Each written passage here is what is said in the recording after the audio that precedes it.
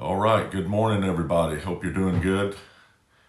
Tuesday morning, again, another God story. I want to kind of preface this God story as the title of Dealing with Rejection. It kind of came to me from last night.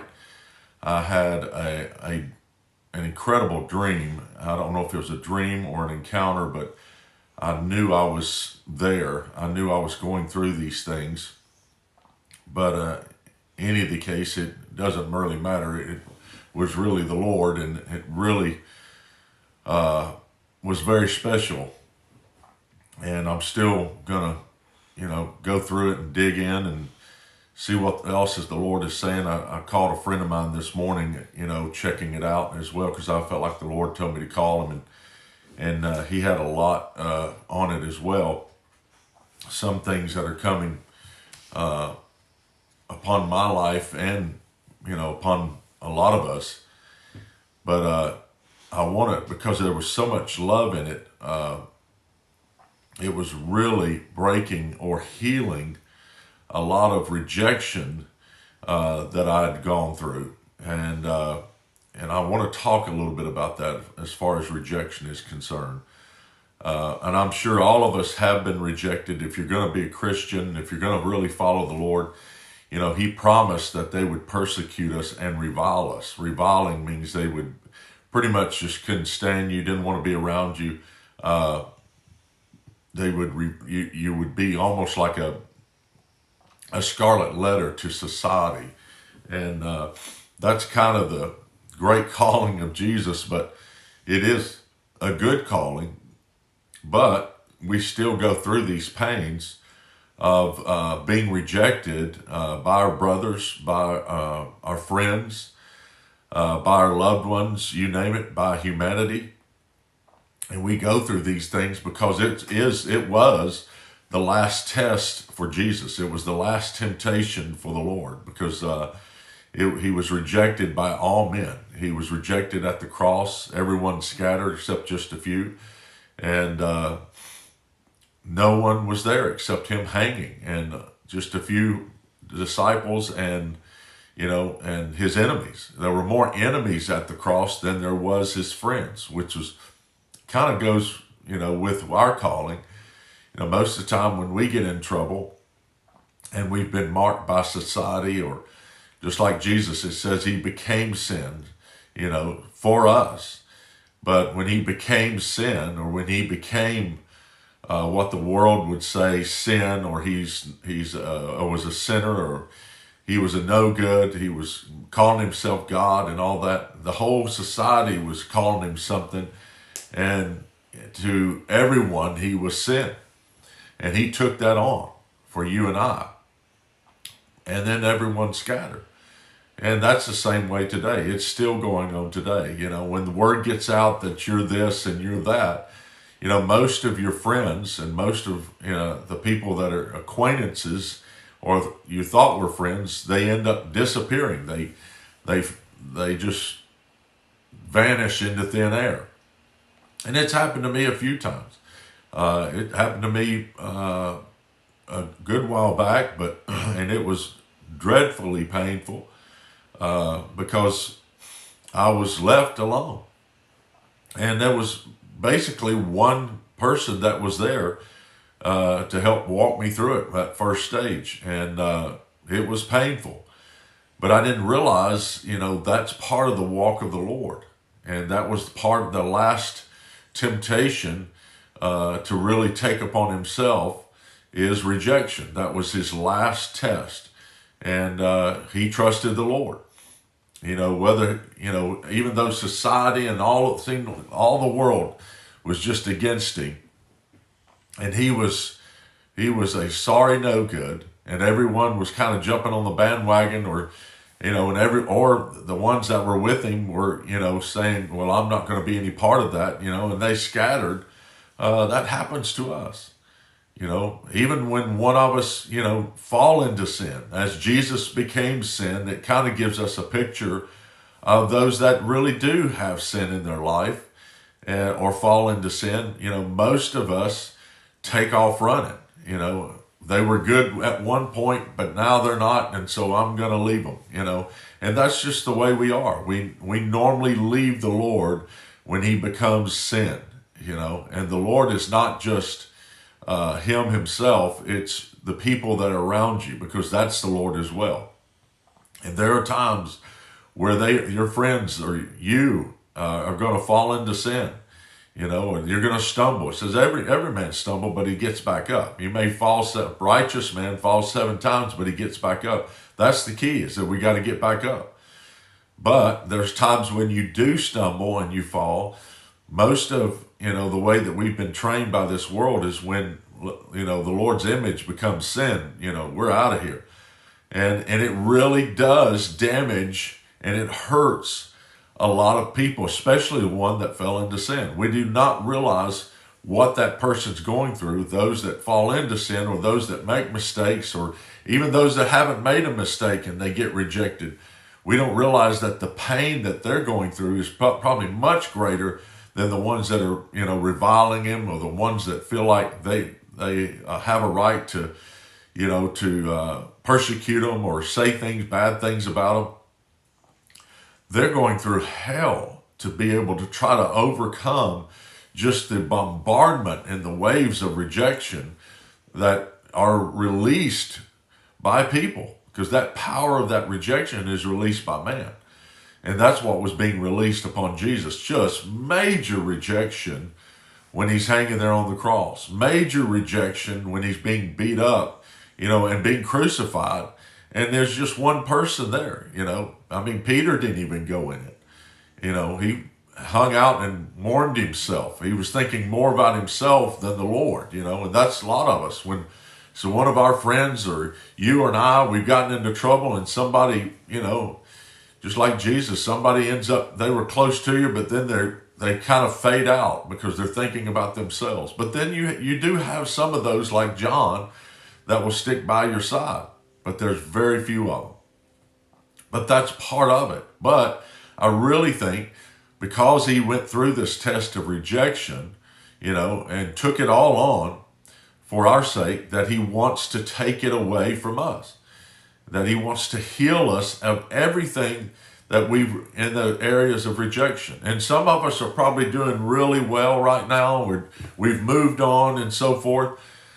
But if you mention that one thing, that one incident, and most of the time those incidents that are of rejection that are really painful come from those that, had loved you and took you in. They were your own. Because, Jesus came to his own, and his own rejected him. Or it says it accepted him not. And that's probably the most painful thing. And I'm telling you, there is a place in some of us that may want to allow God to come in and heal that area. Because if those people or that incident came up again in your life, and let's say those people came up to you and finally said, listen, we're wrong. We totally rejected you 20 years ago, or we totally was sin, and we were in sin when we did that, and we just want to apologize. I just want to apologize, It would probably break you, because you'd held it for so long. You tried to muster yourself up with all the strength that you have, and just to keep walking, even though you got an arrow in your back and you got shot from behind and that arrow's sticking out. You're still going to get up and you're going to keep walking. Well, that incident, and some of us that we've been rejected, those areas we've been rejected in, he's going to bring back up, but he's going to bring restoration. He is going to bring restoration where we have actually been wounded and scarred in our backs by major persecution, or especially major rejection, by your own kind, by the ones that loved you. And I want to share a couple of things of what even Jesus went through first, because if we know what Jesus went through, it's going to help us understand that we're okay and that you're okay. Because it doesn't, if you can be okay in life, but you still can have, those areas that you've kind of pushed aside and you moved on. And man, God's proud of us for moving on. We've gotten up and man, we just kept going. A righteous man falls 7 times and he gets back up. You've gotten back up. But wouldn't it be awesome, after you've gotten back up and you walked a little ways, someone comes along named Jesus and pats you on the back and says, I'm proud of you. Man, can you imagine the healing that would come? Or can you imagine the guy or the people that reject you come behind you and go, listen, we just want to tell you, we're sorry and we ask for forgiveness. We're completely wrong. That would totally break things open in our lives. And the Lord wants to do that for us. He wants to heal you and I, of these areas we've been rejected in. And I want to read a couple of these things because I feel like there's healing here for rejection and for those that have been really hurt by their own kind. Now, I don't mean just your family. I mean by your church or your friends that were friends, but they're not your friends anymore. But you do have a friend that will stick to you closer than a brother. A brother, a lot of times, will reject you, will leave you. But there's a friend named Jesus that will stick closer to you than a brother because he won't leave you. He said he'd never leave you or forsake you. He's a major faithful one. And when you're in trouble, when you're down, he's there. When you're up, he's there. When you're sideways, he's there. And I think we've got to get that way with one another as well. But let me throw a couple of these scenes, out to you. In Mark 14, Jesus is teaching at the he's in the garden, and Judas is leading the whole crowd to come get Jesus because he's thinking about himself, and Jesus is basically innocent, and Jesus has seen all these wonderful things, but Judas has got it in him that he's more hungry for things of himself than he is the Lord. And that's what happens to a lot of those that get rejected. The ones that really love them, like Judas, and kissed you, they still have a thing in them where they want things for themselves instead of for the Lord, or they want you to move on, and they want you to have great things, but they want great things as well. And Judas did what he could to get in the limelight, and that limelight was to destroy Jesus.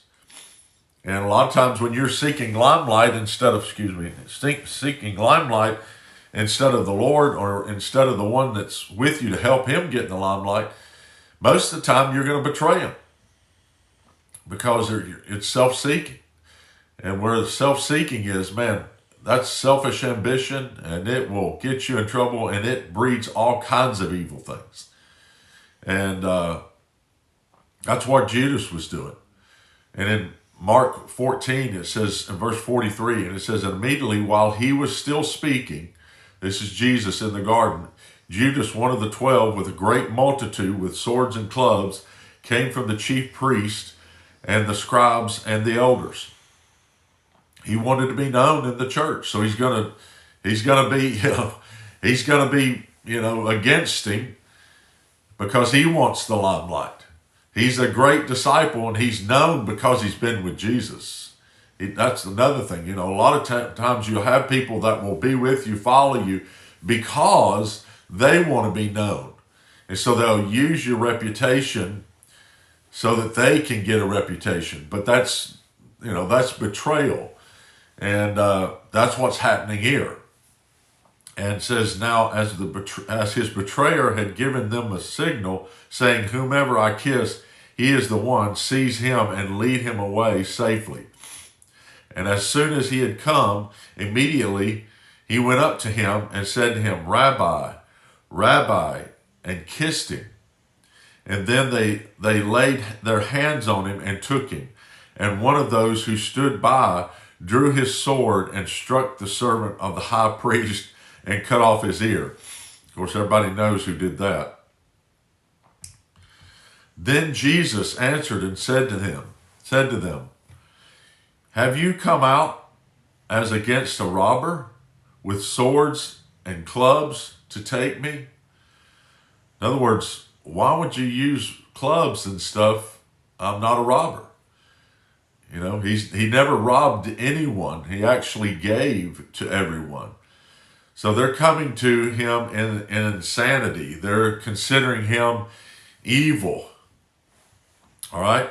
He says, I was daily with you in the temple teaching, and you did not seize me. But the scripture must be fulfilled. Then they all forsook him and fled. All. So when all of this stuff went down, when he was betrayed, all of these things went down. Everybody started, scattering. Isn't that strange?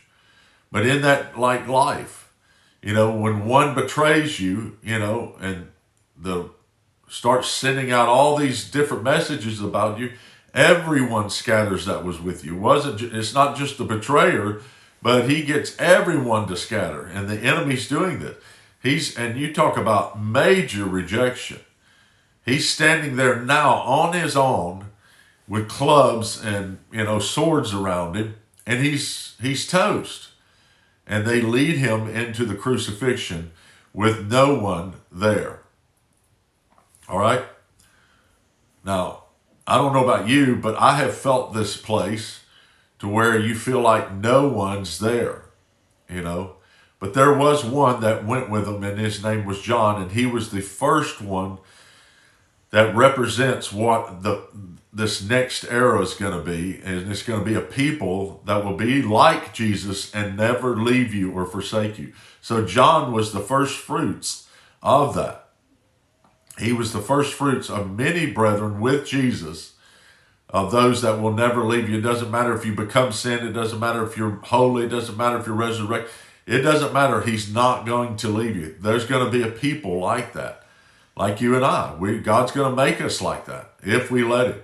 But we've got to get healed of this rejection, because when rejection does come, or betrayal, which brings rejection, we'll want to run again. I mean, there'll be people come in your life and my life that really love you, but man, it'll bring up a lot of fear in you, thinking, man, I'm not going to get betrayed. I'm only going to get this close. Well, we can't do that. We've got to love all the way. Even if we get betrayed, we've got to love all the way. But the way we can love all the way is we don't have this fear of rejection or self-rejection that's in our life. Some of us have probably been raised by parents to where you were constantly rejected, and you live from that. You're constantly judging other people because you're not wanting to have love come to you, honestly, and you're wanting to push everyone at arm's length, and so you judge everything that comes in your life. Now, let me say that again. Judgment is not just, harsh judgment as you would think. You end up having a negative opinion, or you find something that's negative about that person. That means you have an issue with major rejection in your own life. And the Lord wants to heal that. And that rejection was pressed upon you probably by your parents, or the way that you grew up, and an incident that happened in your life, and it just scarred you. And you've worked from that area. God wants to heal us. And just like he did his only begotten son, he healed him completely. Now, he became every bit of who we are in sin. Think about that. And Jesus got healed of every issue. Everything. But he became everything that you deal with and that I deal with in our lives. And God healed him, not only healed him, but gave him the keys to take away all that stuff and all the power from the enemy when he healed him. And then he came up in resurrection power. And that's the same thing that's going to happen to us. He's going to heal us, and he's going to give you the keys, just like he gave the Lord, and the power and authority to be able to heal others in the very same place that we've been hit in. Except, listen, the Lord had all the keys now. That's why he can heal us of everything, because he became everything. And the main thing he became was rejection. Took it on. took every bit of it on so that we could get healed of ours. Okay? So they forsook him here from the beginning, at the garden. I mean, how'd you like to be praying with the Lord and then suddenly, someone says something about that, a person that you're with, and then a whole crowd gets on it and everybody says that he's this. Man, would you stay? I'm like Peter, I'd probably swinging first before but most of us, we get scared because we still have those areas, and we flee from being with that person. All right. Let me give you another incident. Let's see. Here we go. This is Jesus, and he sees the people in this, how could I say, he sees this crowd in the dimension of rejection, because the crowd that's following him hasn't had a shepherd. In other words, they haven't had anyone that accepted them as they are, and they're running to him. All right? You love people as they are and let the Lord heal them. I guarantee you're going to have a lot of people running to you because they feel like that you're a safe refuge. And Jesus is our safe refuge. He's like a strong tower and everyone runs to him. But we got to be that as well, where people run to us as they did to the Lord, because the Lord's it's not just about Jesus. It's about Jesus saying, you do it now. You're going to do greater works than I did. You're going to have greater power than I have. And you're going to be a real strong tower. I want you to be a stronger tower than I was. And let everybody run to me through you, because you're my temple. And man, when you start loving this way, people start getting healed of their rejection, and because they see someone that maybe that loves them as they are, and then that gets off on them, and then they get free of their rejection, And in Matthew 9, it says, verse 35, it says, and then Jesus went about all the cities and villages, teaching in their synagogues, preaching the gospel of the kingdom, and healing every sickness and every disease among the people. But when he saw the multitudes, say that with me, when he saw the multitudes. So he's seeing them, what the author is saying, he's seeing something. He's not just saying, look at all these people. No, he's seeing the people, but he's seeing the condition that they're in. So that's what he's saying. He could have written, and seeing the condition of the multitudes, that's what he's trying to say to us. He was moved with compassion for them because they were weary, now watch this, and scattered like sheep having no shepherd. How many of you know you've been scattered and you don't trust nobody? How many of you know you're a sheep that's been scattered? Because you've either had something that was, something you looked up to, and it just, it betrayed you or disappointed you really bad, or it rejected you, whatever it may be. But you've hardly ever have had a father figure in your life to where he loves you as you are as a child and helps you instead of beats you. Most of us like to beat to get them right, as they did the Lord. Trying to crucify him to make him change. How can you change somebody that's perfect, by the way? But that's the way we do. We try to beat each other up as they did the Lord, crucify them, and maybe it'll conform them into the image that we think that they're supposed to be in. And that's what the world does. And he's seeing these people, rejected and have no father, have no shepherd, and he's moved with compassion, just like you and I. He is so moved with compassion when we're in this condition. It's not like he looks at you as though, man, you've got a problem, you got to get over this thing. No, he's just so moved with compassion, and let's watch what happens. He was moved with compassion for them because they were weary and scattered like sheep having no shepherd. Then he said to his disciples, the harvest truly is plentiful, but the laborers are few. In other words, there's not many real shepherds. There's not many real leaders like me that choose to love everybody as they are. That's real laborers. There's a lot of laborers that preach the gospel and do their stuff, but then later on, we'll crucify people, we'll talk about them, or we'll reject them when they fall and all that stuff. That's not a laborer. A laborer is not one that preaches the gospel. A real laborer is one that goes out in the field and takes what's there and doesn't criticize it.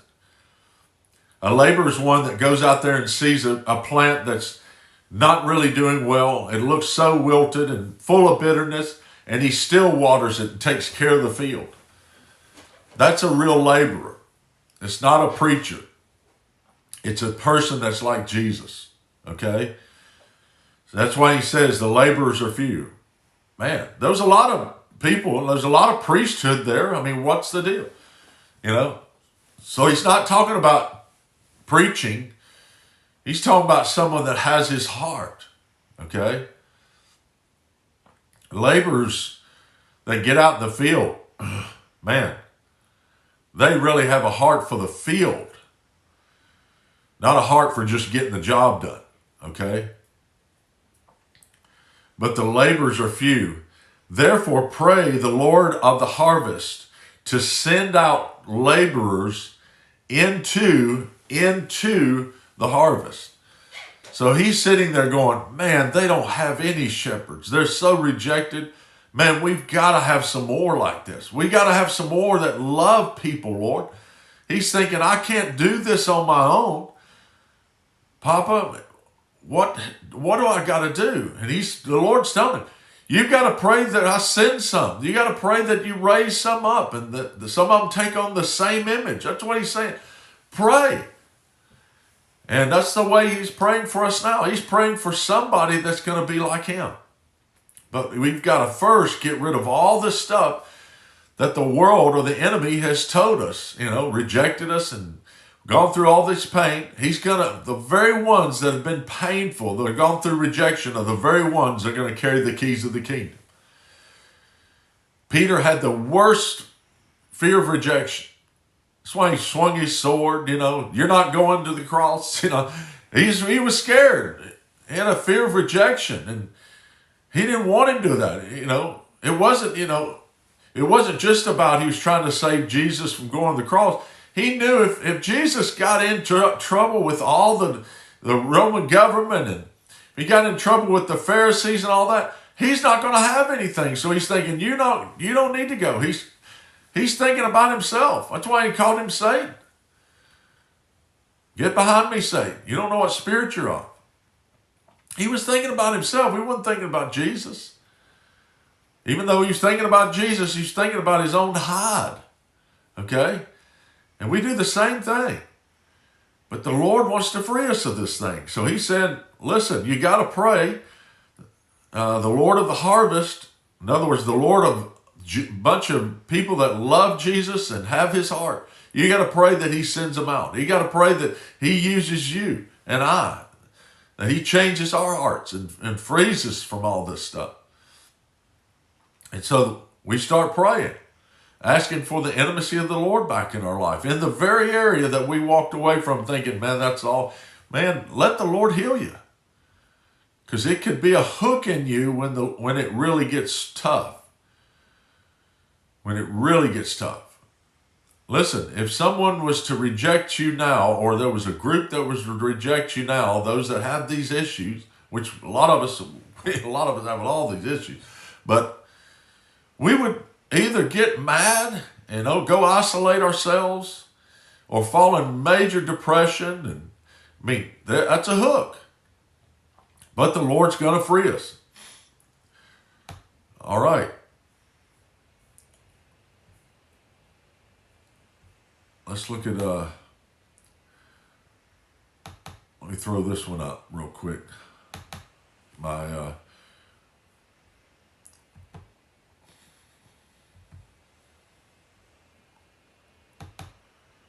Matthew 26. Matthew 26. Sometimes my computer doesn't pull up all the scriptures right away, but I'm going to pull it up. 26:47.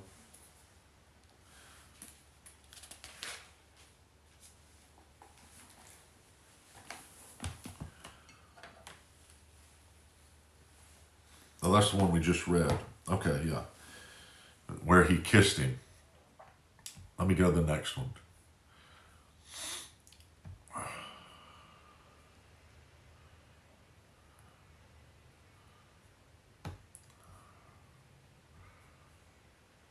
Oh, I love this one. Isaiah 53. Isaiah 53. This was Isaiah talking about Jesus, and everybody knows it. But we don't realize as he's talking about Jesus, he's talking about our own life. Jesus is the pattern of life. Don't forget that. He's not the pattern of, well, Jesus did this and man, we can do it. No, we don't have to go through that. No, we're saying Jesus is the pattern of how life is, but how we can overcome life and we can overcome this world by our faith, by living the life of Jesus. So you look at Jesus' life, that's what you're going to go through. That's what you and I are going to go through. But we overcome it through our faith in him. Not our faith in destroying it, not our faith in, bringing it down, not in our faith is just overcoming it, walking over it, treading over it, and by walking with Jesus. That's why he said we'd tread upon serpents. In other words, you just walk over them. You just smash them because you're not even concerned. You just tread upon them because your eyes are upon the Lord. And there, you know that area of life is just poison. But we get way down there in earthly places and we get a lot of poison stuck in our life, But the Lord shows us that we're going to live like he lived, and it's going to be okay, all right? And let's read Isaiah 53, verse 1. It says, "Who has believed our report, and to whom has the arm of the Lord been revealed? For he shall grow up before him a tender plant, and as a root out of dry ground, he has no form or comeliness. And when we see him, there is no beauty that we should desire him. He is despised and rejected by men." You might want to keep that in your repertoire. He is despised and rejected by men. In other words, and he has no form of comeliness. In other words, he's not that attractive. The Lord's stuff is not that attractive really to walk in right now, even in this world, even in Christian world. A lot of the Christian world is 80% corporate, It's a business. It's kind of a thing to walk in, But the real Jesus, walking in the real Jesus, man, it's not attractive at all. Nobody wants that. Everybody's, there's so much, grace gospel, doctrines of men, doctrines of devils, traditions of men. But when it comes down to really walking like Jesus, it's not attractive because you have to live like the Lord. You have to go through these things as unto the Lord.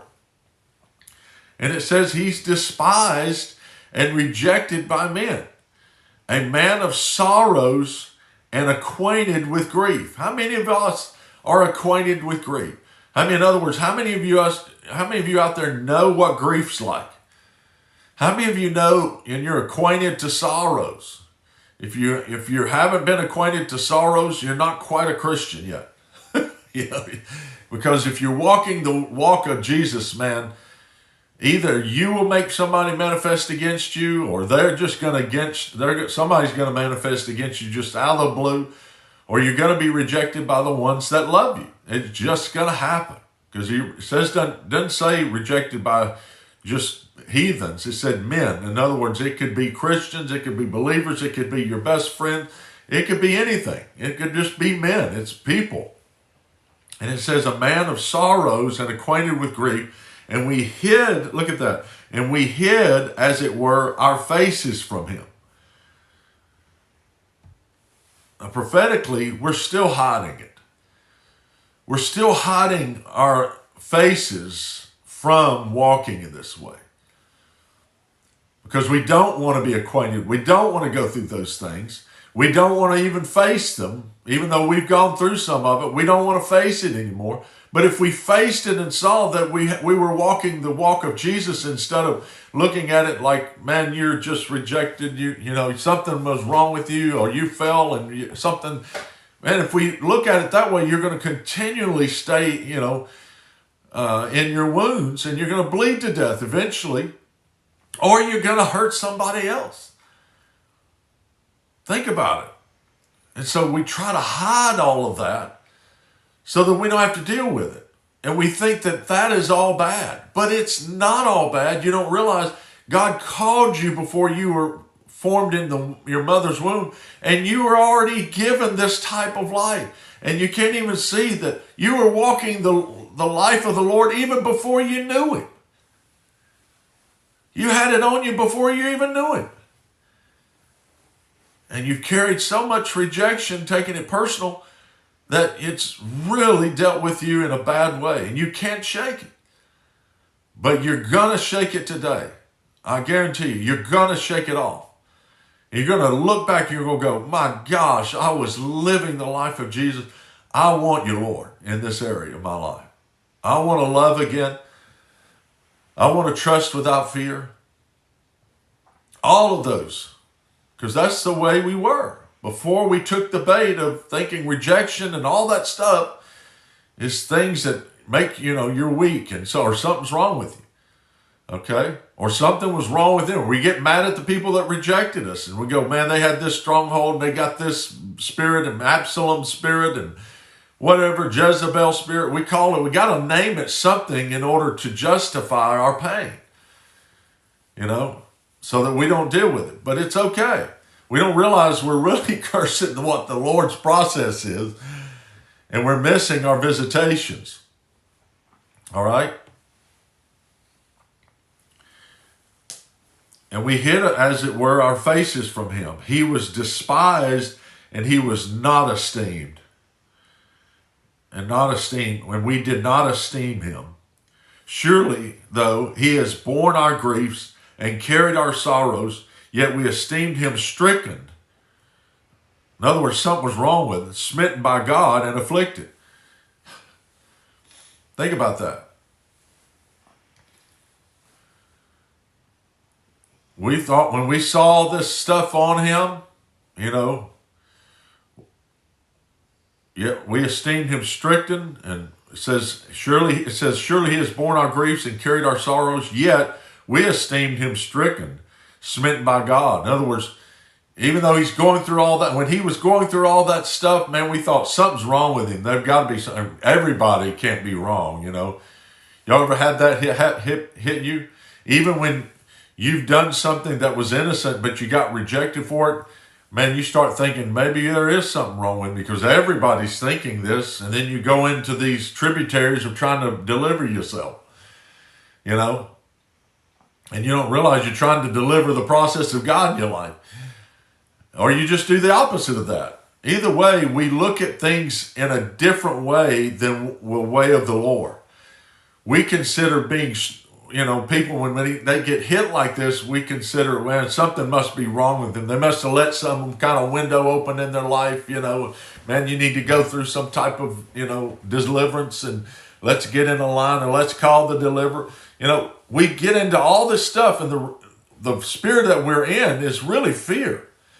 We're trying to fix ourselves so that we will be okay, when we don't realize the reason you're going through this stuff is because you are okay and you're like the Lord. You look like the Lord and that's why you're going through it. Because you choose to live the life of Jesus. All right? But He was wounded for our transgressions, and He was bruised for our iniquities. The chastisement for our peace was upon Him, and by His stripes, we are healed. All we are like sheep have gone astray, and we have turned everyone to his own way, and the Lord has laid on him the iniquity of us all. We didn't even realize what he was going through was for us. And you don't realize some of the stuff that you're going through is for a lot of people that you're going to be healing. Same thing with the Lord. He went through all this. It's for everybody that he's going to be healed. He's going to be healing. He healed you to get you into the kingdom. But he had to go through it to get you healed. He had to have the power and the authority. And the way you get power and authority is you walk through this stuff. You overcome it by the life of living the life of Jesus, knowing the Lord. And then when you come out of it, you've got the anointing and the power to be able to heal someone in the very area that you walked in. You end up carrying stuff for people that you're going to heal in the future, just as Jesus did. You don't realize the rejection that you've gone through is to heal thousands of people that have been through it, that are hit by it, and they're seeing it wrong. And God's wanting to heal us, resurrect us, and let us see it completely different. Saying that the Lord says, man, I'm proud of you for walking through this. Don't believe what the enemy is showing you about it. Believe in my process. Believe in that you're living my life, not the enemy's and not the way the world gives you understanding. Understand your life through me, and you'll be healed. But it's a process. We've got to hear the Lord. We've got to see our lives as it's unto the Lord. Let me give you this one. Look at this. Matthew 5, verse 11.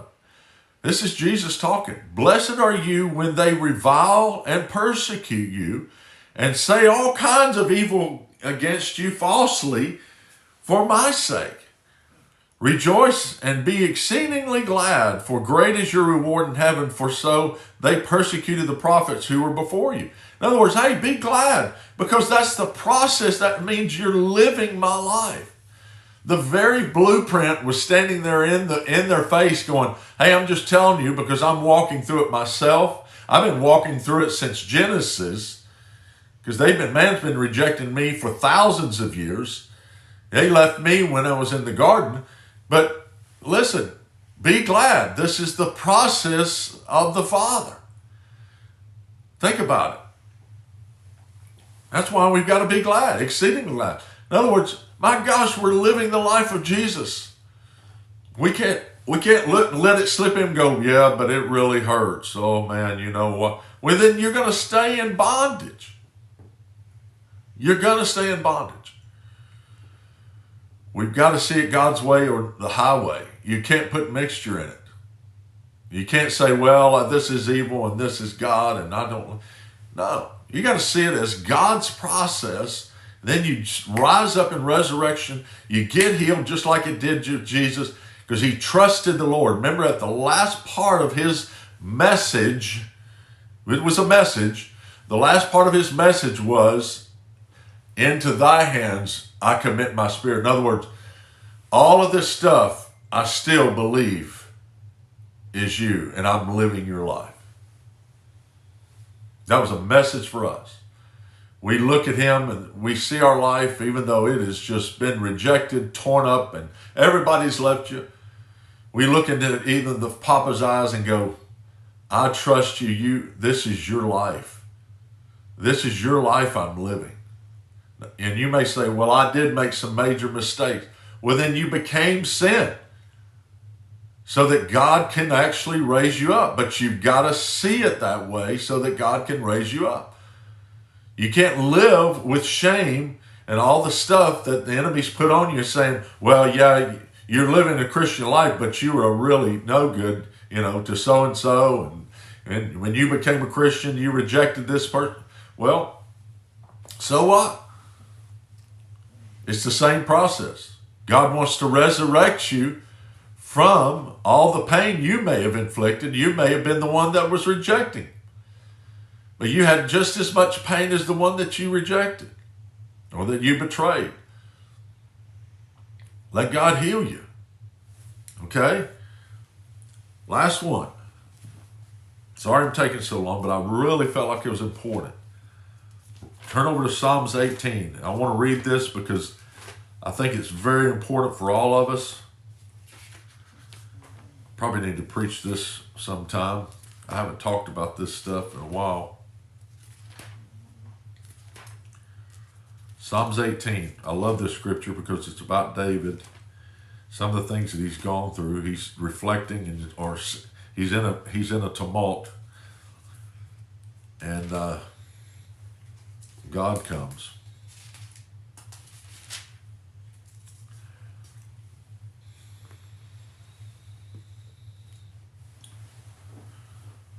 This is a psalm where God delivered him from all of his enemies. Okay, say from all of his enemies. Okay, all doesn't mean just a few. You know, don't say, well, it's just going to be no. All of your enemies. All right, the Lord. If the Lord shows up, all enemies are scattered. They're gone. Okay. Now let's read it. Now David is talking to God after he's come down and delivered him, okay? I will love you, O Lord, my strength. The Lord is my rock and my fortress and my deliverer, my God and my strength in whom I will trust, my shield and the horn of my salvation and my stronghold. I will call upon the Lord who is worthy to be praised. So shall I be saved from my enemies.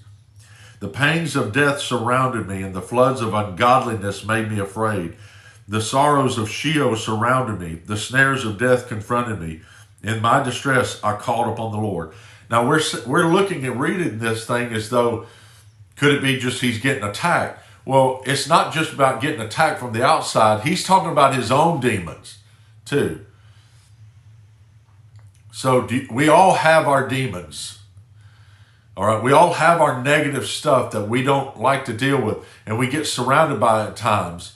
But he's talking about it openly, getting open with the Lord like we're supposed to. Eventually, we need to be like this toward one another, okay? Because really the shield of the Lord is his power and his presence and all that. It's Jesus. But that needs to manifest here, and we become the presence and the shield of God for each other. That which is in heaven has to manifest on the earth, right? All right? The sorrows of Sheol surrounded me. I felt that one. And the snares of death confronted me, thinking I'm going to die, when I'm in such sorrow. I've been in such sorrow where my heart hurt. In my distress, I called upon the Lord and cried out to my God, and he heard my voice from his temple, and my cry came before him, even to his ears. Then the earth shook. Watch this. Then the earth shook and trembled, and the foundations of the hills also quaked and were shaken, because he was angry. Smoke went up from his nostrils and devouring fire from his mouth. Coals were kindled by it. He bowed the heavens also and came down with darkness under his feet. What do you think happened at the cross? He's seeing not only his life, but David's life was a reflection of Jesus's life coming. So the cross was this way, okay? Jesus is sitting there surrounded by darkness, and he's crying out to his Father. And he finally says, Father, why have you forsaken me? And then he turns and says, into thy spirit into thy hands I commit my spirit. In other words, I still trust you. And boom, boy, here comes God. Splits the heavens open. The earth shook, remember? And darkness came upon the earth. And here he comes. While he has become sin and rejected by all men, here comes Daddy to save him and heal him up. Smoke went out from his nostrils and devouring fire from his mouth, and coals were kindled by it. He bowed the heavens also and came down with darkness under his feet. And he rode upon a cherub and flew. And he flew upon the wings of the wind, and he made darkness his secret place. And his canopy around him was dark waters and the thick clouds of skies. And from the brightness of before him, his thick clouds passed with hailstones and fire of coals of fire. And the Lord thundered from heaven, and the Most High uttered his voice, and hailstones and coals of fire. This is what's happening in the spirit against the enemies of Jesus. He's just smoking the enemy. There's a horde around him, and he has sinned, and he's been rejected, and he's nothing. And here comes Papa raining down everything he's got and smoking the enemy. That's what he wants to do for you and I. It doesn't matter if you're sin. It doesn't matter if you've been rejected and you've done something in it. It doesn't matter. He still comes this way. Okay? And the Lord thundered from heaven, and the Most High uttered his voice, and hailstones of fire and coals of fire. Hailstones and coals of fire. And he sent out arrows and scattered the foe, and lightnings in abundance. And he vanquished them. Then the channels of the sea were seen, and the foundations of the world were uncovered. In other words, he's opening up a can of worms here. Where everything was hidden, he's exposing it. At your rebuke, O Lord, at the blast of the breath of your nostrils, he sent from above. He took me. Isn't that wonderful? Say that with me. He took me. He drew me out of many waters, and he delivered me from my strong enemy. That's our rejection. Rejection will hold you down. It's strong, man. How many of you are scared to say the right thing right now? Come on. Or you're so prideful in fear that you're saying things just to, reject people. It's the same thing. All right? From those who hated me, for they were too strong for me. They confronted me in the day of my calamity. My what? My calamity. But the Lord was my support. And he also brought me out into a broad place, and he delivered me because he delighted in me. The Lord rewarded me according to my righteousness, according to the cleanness of my hands. What? It was David. He wasn't that clean. But David is now seeing something completely different. He's seeing it now through the eyes of the Lord. Read the rest of the passage. Look at that in verse 18. He brought me out into a broad place, and he delivered me because he delighted in me. See, it doesn't matter if you become sin, if you fall, or you become dark, or everybody thinks that you're dark, or you're a scarlet letter to everybody. Don't trust that guy. I'm telling you what, he's not. Or you've just been completely railroaded, and hung up. Doesn't matter if you made the mistake or the mistake was against you. Somebody made the mistake, and he still delights in you and wants to bring you into a broad place. He's not good and evil. He's God. Okay? And he wants to heal you and I from all the stuff that we've been hanging in rejection. If there's anything that hangs us up and crucifies us more, is rejection. It will pin you down to where you can't walk, just like it did with Jesus. Jesus couldn't move. But with God, he moved him. So are you pinned down by rejection? Are you pinned down by your wounds? Whatever's pinned you down, turn your face to the Lord and say, come. Heal me. I can see my life. I was living my life like you. I can see I became a sinful man or a sinful woman. I can see that I made mistakes, but you still delight in me. I don't understand it, but come. And let him come in your life. Let him come in this area that you're hung up on. And then let him resurrect you so that you can heal those that come into your life. Well, that's the God story for today. That's a Jesus story for you. He lived the life of God, and he was resurrected. He lived the life of God and he was rejected. He lived the life of God and he became sin. And all manner of men hated him because he lived like God. Doesn't matter. Either way, God wants to come. He wants to shake the foundations of your life.